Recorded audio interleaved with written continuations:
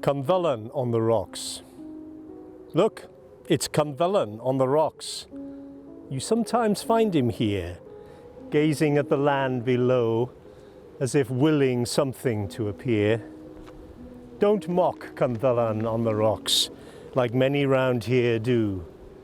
Be kind, he is an old man abandoned, with banshees in his mind. Respect Cynddylan on the rocks. There are still some who say these hills hold clouds of warrior bands just waiting for their Lord's command. Sit a while with Cynddylan on the rocks. He will not harm you now, though best to keep him sweet. There, smile. Engage him for a while. Listen to Cynddylan on the rocks. He tells stories like no one else.